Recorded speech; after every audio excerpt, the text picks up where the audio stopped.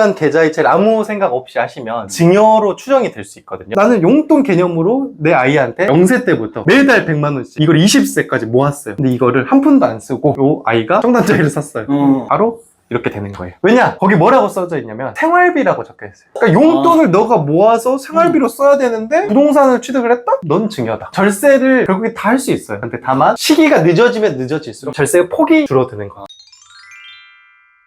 안녕하세요. 네, 안녕하세요. 저 절세연구소 김창희 세무사라고 합니다. 알고리즘만 잡히면은 난리 날 것 같은 느낌이 났습니다.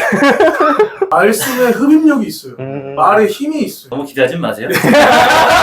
오늘의 궁금한 거는 가족 간 계좌이체 이거 모르면 세금 폭탄? 이건 뭐예요? 가족 간 계좌이체를 아무 생각 없이 하시면 증여로 추정이 될 수 있거든요. 이해가 안 가는데 우리 엄마가 우리 아빠 나한테 보내주는데 왜 그래? 이런 마음이 들어요. 정서상 그게 맞죠. 저도 그래요. 세무사지만 세금이 좀 아깝긴 해요. 그죠, 사람이지. 편집해야 되나?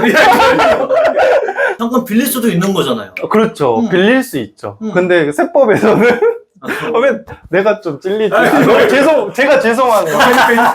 두 가지로 설명을 드릴 수 있어요. 직계 존비속. 직계 존속은 아버지 위에 할아버지, 중조 할아버지. 예. 직계 비속은 아들, 딸, 손자, 손녀, 증손자, 증손녀. 있어 보이라고 쓴 거예요. 예. 네. 그리고 배우자. 직계 존비속한테 예를 들면 이제 계좌이체를 했습니다. 아까 빌려준다, 빌려줄 수 있는데 국세청의 스탠스는 너희가 빌려줬을 리가 없다. 이건 그냥 준 거다. 증여로 그냥 추정을 해요. 증여가 아니라면 소명해봐. 그 소명이 맞으면 예. 증여 아닌 걸로 해줄게. 예. 소명 못하잖아? 그럼 그대로 증여로 갈 거야? 딱 증여 추정이에요. 세법에는 증여 의제라는 게 있거든요. 요건이 충족되면 증여 아니어도 무조건 증여로 간주할 거야. 오, 네. 조금 네. 불쾌한데요? 아니, 저한테 불쾌하신 건 아니죠.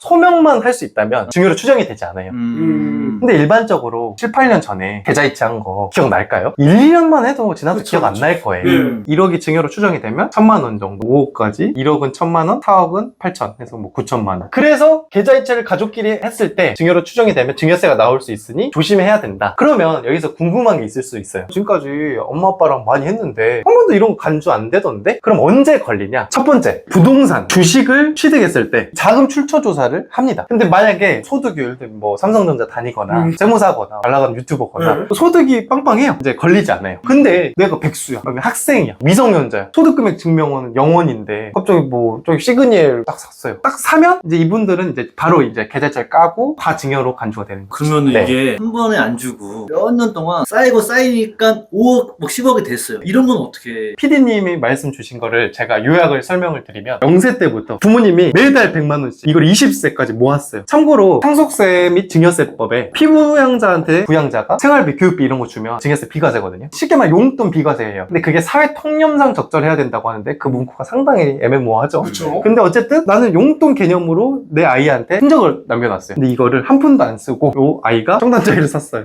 그래서 19억을 이제 샀다. 예. 근데 청단자리까지 아니라 5억이어도 이걸 사면 바로 이렇게 되는 거예요. 왜냐? 거기 뭐라고 써져 있냐면 생활비라고 적혀 있어요. 교육비. 그러면 생활비로 써야 되고 교육비로 써야 돼요. 부동산 재산을 취득을 하라고 준 게 아니거든요. 그러니까 용돈을 너가 모아서 생활비로 써야 되는데 부동산을 취득을 했다? 넌 증여다. 왜? 내가 생각해 내가 아낀 건데? 이제 물론 이제 저는 여기 편인데 구세적 입장은 그렇게 되면 누가 증여세 내냐 이런 식인 거죠. 편법이 워낙 많을 수가 그렇죠. 있다. 그렇죠. 결국은 청담 자이 혹은 막 서울의 아파트 줄 수 있는 찐 부자들의 얘기인가요, 이거? 아파트는 지방도 물론 2, 3억도 있겠지만 5억 막 이러잖아요. 근데 사실 내 자식한테 아파트 하나 사주고 싶은 부모님이 그렇죠, 있잖아요. 이것마저도 바로 증여세예요. 소득이 없고 낮고 소명을 못 할 거고 그럼 증여세가 나와요. 그러니까 이게 사실 찐 부자들의 이야기가 아니에요. 우리 일상의 이야기인 거죠. 네. 계좌이체를 안 하고 현금으로 줬어요. 똑같아요. 결과는 다 여기서 파생이 되는 건데 5억을 마련할 돈을 어디서 났냐를 소명을 못하면 그건 다 증여예요. 증여세는 피해갈 수가 없는 거네요. 부동산은 피해갈 수 없어요. 첫 번째 취득자금 소명까지 했는데 두 번째는 이제 내가 사업을 하고 있으면 사업장도 세무조사가 이제 나와요. 본인이 특별하게 탈세를 하지 않더라도 이제 어느 정도의 매출 이상이 되면 조사가 나옵니다. 세무조사가 나오면 마찬가지로 계좌이체를 텁니다. 그때 또 적발이 될 수 있고 상속세도 조사가 있어요. 부모님이 돌아가셔서 상속이 발생한다면 무조건 상속세 조사를 해요. 왜냐하면 상속이라는 게 비단 부모님이 돌아가시고 물려받는 재산뿐만 아니라 상속 개시일 시점부터 10년간의 계좌를 다 봐서 사전에 너한테 간 게 있으면 그것도 상속 재산에 포함시키겠다. 그래서 10년간의 거래를 싹 봐서 사전 증여 재산가액으로 다 합산이 됩니다. 그러니까 이럴 때 다 증여로 추정이 되는 거죠. 와, 이게 되게 생각보다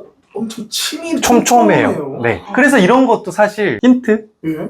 10년 그 전에 네. 준비를 해야겠죠. 네. 준비를 사전에 하면 할수록 세금은 어떠한 세목이든 간에 절세를 할 수 있어요. 아, 모든 세법들이요? 그렇죠. 절세를 결국에 다 할 수 있어요. 근데 다만 시기가 늦어지면 늦어질수록 절세의 폭이 좀 줄어드는 거죠. 와, 근데 이렇게 유익한 정보가 또 나중에 콘텐츠에도 또 나올 수 있어요? 당연하죠. 그러면은 구독과 좋아요 누르면 되는 거예요? 구독, 좋아요. 와, 오늘도 찐 알찬 정보 알려줘서 감사합니다. 감사합니다.